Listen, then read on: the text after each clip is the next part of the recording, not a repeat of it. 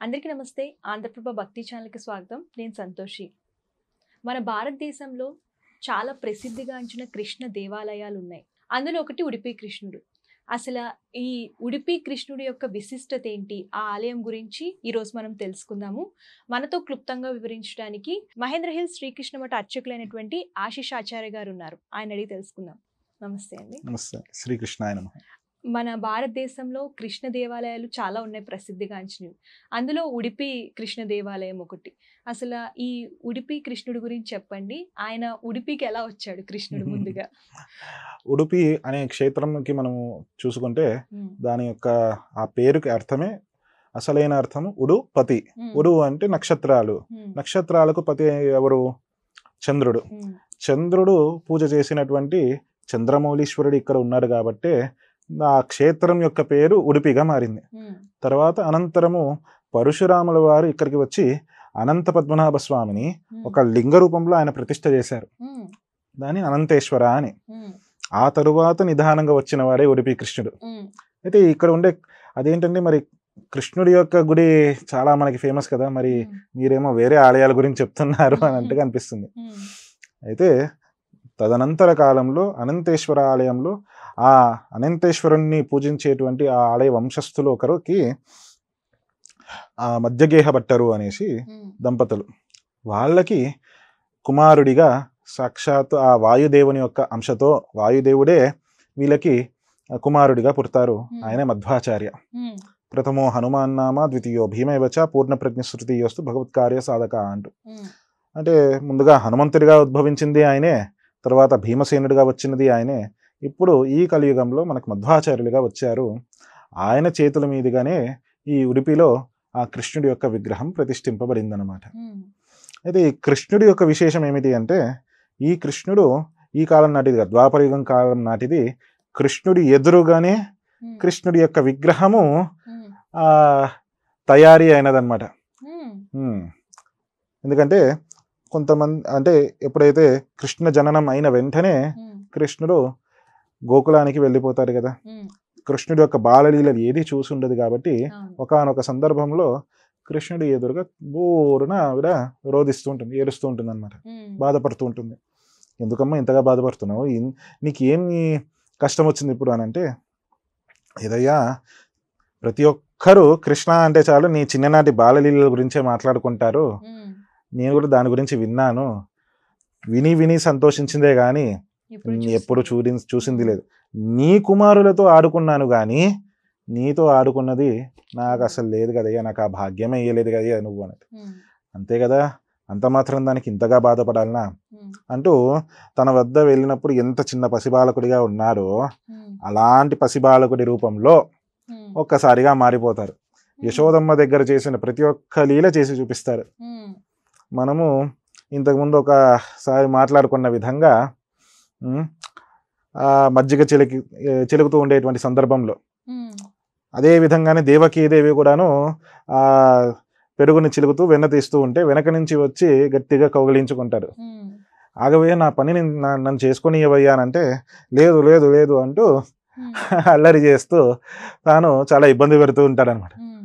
ఇలా కాదయ్యా నీకు అంటూ ఆ కవ్వం ఏదైతే ఉంటుందో హ్మ్. ఆ కుండలో నుంచి కవ్వం తీసి ఆ కవ్వానికి ఉన్న తాడు ఆల్రెడీ కట్టేసి ఉంటుంది కదా ఒక తాడు, హ్మ్. ఆ తాడుని తీసుకొని నడుముకి కట్టేస్తుంది అనమాట.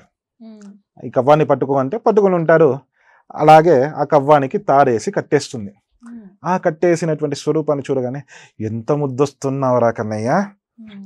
నా కోసం నువ్వు ఇలాగే ఉండిపోరాదా అని అడుగుతుంది. హ్మ్. అంతే కదా, తప్పకుండానమ్మా అంటూ వెంటనే దేవశిల్పి అయినటువంటి విశ్వకర్మని పిలిపిస్తారు.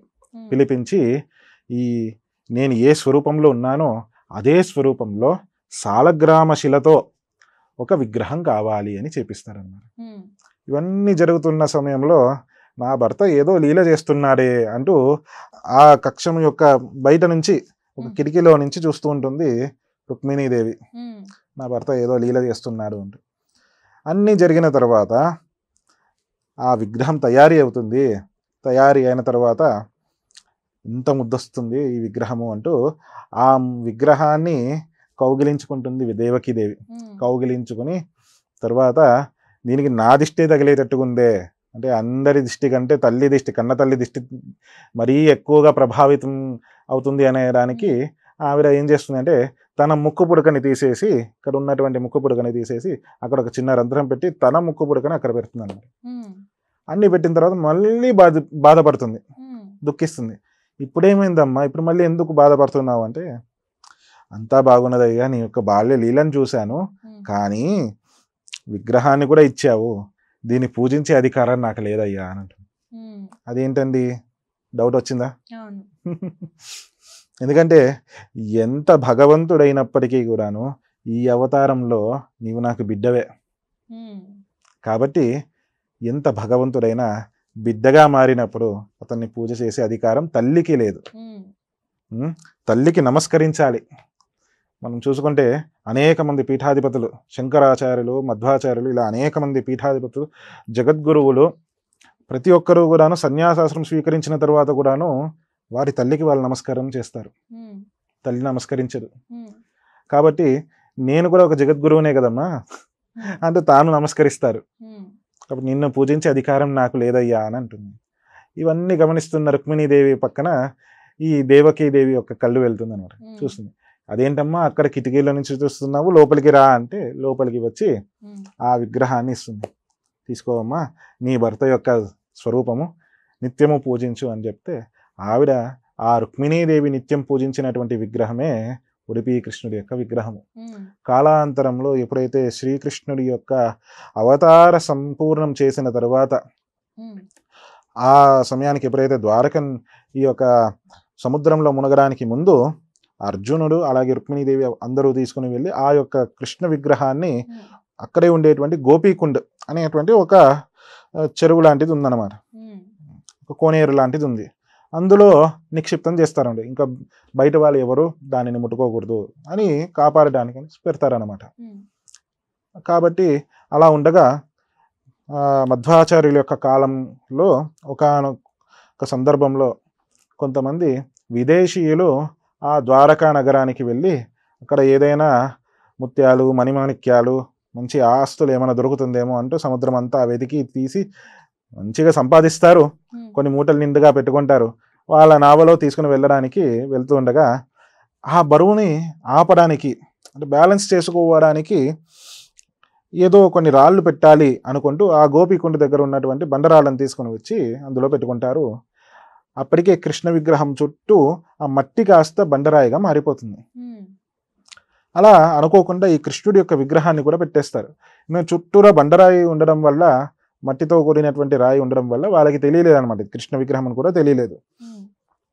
అలా పెట్టుకుని వాళ్ళు అలా మరలా దక్షిణానికి వెళ్తూ ఉండేటువంటి సమయంలో ఉడిపి ప్రాంతం దగ్గరికి వచ్చేటప్పటికి మధ్వాచార్యులు అప్పటికే గమనించి ఉంటారు, కృష్ణుడు వస్తున్నారు అని గమనించి. ఎందుకంటే ఆయన త్రికాల జ్ఞాని, మనం యొక్క శ్వాసని నియమించేటువంటి వాయుదేవుని యొక్క అవతారం ఆయనకు తెలియకుండా ఎలాగుంటుంది. కాబట్టి కృష్ణుడు వచ్చే సమయం ఆసన్నమైనది అంటూ వారు అక్కడ ఆ సముద్ర తీరానికి వెళ్ళి కృష్ణుని స్వాగతించడానికి 12 స్తోత్రాలు రచించారు. ఆయన రచిస్తూ కృష్ణుడి కోసం ఎదురు చూస్తూ ఉన్నారు. దానిని ద్వాదశ స్తోత్రం అని అంటారు. ఆ స్తోత్రం చదువుతూ కృష్ణుని ఆహ్వానిస్తూ ఉంటే ఒక సడన్గా ఒకసారి అక్కడ సముద్రం మధ్యలో ఒక నావ మునిగిపోతూ ఉండడం గమనిస్తారు. అక్కడ వాళ్ళు ఆర్తనాదాలు చేస్తున్నారు అనమాట. ఏ విధంగా అయితే మేము పైన వేసుకున్నటువంటి ఉత్తరీయం ఉంటుందో వారు యతీశ్వరులు సన్యాసులు వచ్చేసి తలపై నుండి వేసుకుంటారు. వాళ్ళు వేసుకున్నటువంటి ఉత్తరీయాన్ని తీసేసి అలా సముద్రంలోకి విసిరేస్తారు. విసిరేయగానే ఆ ఉత్తరీయం వీళ్ళని ఈ యొక్క సముద్ర తీరానికి తీసుకుని వస్తుంది. మరలా వాళ్ళ యొక్క ఉత్తరీయం వాళ్ళు వేసుకునేటప్పటికీ మమ్మల్ని రక్షించారయ్యా, మీ సాధారణ తపశక్తి కాదు మీది అంటూ సాష్టాంగ నమస్కారాలు చేసి మా నావలో ఏమున్నదో అన్నీ తీసేసుకోండి మీరు అని అంటారు. ఏది కావాలంటే తీసుకోండి అని అంటారు. నేను సన్యాసినయ్యా, నాకేం అవసరం లేదు, నాకేం వద్దు. ఒకరు కష్టంలో ఉన్నప్పుడు వారిని ఆదుకోవడము నా యొక్క కర్తవ్యం, అది నేను అంతే చేశాను. లేదయ్యా మీరు ఏదో ఒకటి తీసుకోవాలి అని.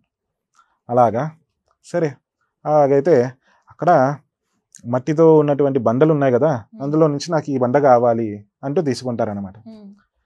ఆ మట్టితో కూడిన బండ మీరు తీసుకుని ఏం చేస్తారని, నేను సన్యాసినయ్యా, ఆ ముత్యాలతో వాటిని నేనేం చేసుకోవాలి, సరే అట్లయితే దీంతో మీరు ఏం చేస్తారండి అని అంటారు. అయితే నాతో పాటు రండి అని అంటారు. ఉమ్, తీసుకుని వెళ్తారనమాట. ఈ యొక్క ఇందాక చెప్పాను కదా, అనంతేశ్వర ఆలయము, చంద్రమౌళీశ్వర ఆలయము అంటూ, ఆ ఆలయం వద్దకు వచ్చేటప్పటికి అప్పటికి అక్కడ మధ్వ సరోవరము అని ఒక కోనేరు ఉంది. అది మధ్వాచార్యుల కోసమనే, మధ్వాచార్యుల యొక్క గురువు గారి కోసము సాక్షాత్తు గంగాదేవి అక్కడ ఉద్భవించింది.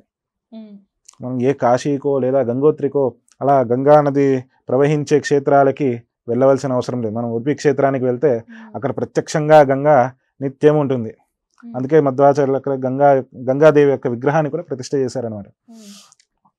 కాబట్టి అక్కడికి వెళ్ళి ఆ మట్టిని కాస్త శుభ్రపరిచి అప్పటికే ఎప్పుడైతే మధ్వాచార్యులు ముట్టుకున్నారో ఒక్కసారిగా దాని నుండి ఆ మట్టి బండ కాస్త 2 ముక్కలుగా మారి అందులో నుంచి కృష్ణ విగ్రహం బయటికి వస్తుంది. ఆ విగ్రహాన్ని శుభ్రపరిచారు.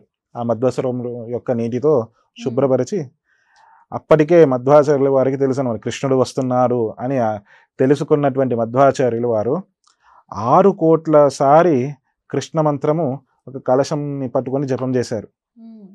ఆ జపతీర్థాన్ని కృష్ణుడి మీద వేస్తూ అభిషేకం చేశారనమాట. అప్పటిదాకా ఒక బరువుతో ఉన్నటువంటి కృష్ణుడి యొక్క విగ్రహము ఎప్పుడైతే ఈ యొక్క తీర్థంతో అభిషేకం చేశారో ఎవ్వరూ తట్టుకోలేనంత బరువుగా మారిపోయింది. అప్పటిదాకా శిష్యులు ఒకరిద్దరు కలిసి తీసుకునేవారు ఆ విగ్రహాన్ని. తర్వాత ఎంతమంది కలిసి ఎత్తినా కానీ ఆ విగ్రహం ఎవరు ఎత్తలేకపోతున్నారు. ఆఖరికి మరలా ఆ మధ్వాచార్యులు ఒక్కరే ఆ కృష్ణుని పట్టుకొని తీసుకుని వెళ్ళి పశ్చిమాభిముఖంగా కృష్ణుడి యొక్క ప్రతిష్ఠ చేశారు. ద్వాపర యుగంలో ద్వారకలో ఏ విధంగా అయితే రుక్మిణీదేవి ఈ లీల అంతా కిటికీలో నుంచి చూసినదో, దర్శించుకున్నదో, ఇకపైన మనము కూడా కృష్ణుని అదే విధంగా దర్శించుకుందాము అంటూ ఆయన పెట్టినటువంటి సంప్రదాయమే ఈ కిటికీలో నుంచి స్వామిని దర్శించుకునేటువంటి విధానము. ఉడిపి మఠంలో పూజా విధానాలు ఎలా ఉంటాయి? ఉడిపి క్షేత్రములో విశేషం ఏమిటంటే, మనం సాధారణంగా ఏదైనా ఆలయానికి వెళ్ళినప్పుడు అక్కడ అర్చకులు అర్చన చేస్తారు, పూజ చేస్తారు భగవంతుడికి. ఇక్కడ విశేషం ఏమిటంటే, అర్చకులు అంటే 8 మంది పీఠాధిపతులు. మధ్వాచార్యుల వారు 8 మందికి సన్యాస దీక్షనిచ్చి పీఠాలనిచ్చి అక్కడ చుట్టూరా ఉండేటువంటి గ్రామాల యొక్క పేరు మీదనే ఆ పీఠానికి పేరు పెట్టేసి మఠానికి వాటిని పీఠాధిపతులుగా చేసి ప్రతి 2 నెలలకి ఒకరికి పూజ చేసేటువంటి సంపూర్ణ అధికారాన్ని ఇచ్చారనమాట. దానిని పర్యాయము అని అంటారు. కాలాంతరంలో కొన్ని సంవత్సరాల తర్వాత వాదిరాజస్వామి వారు వచ్చేటప్పటికి ఆ 2 నెలల పర్యాయం కాస్త 2 సంవత్సరాలకి మారింది.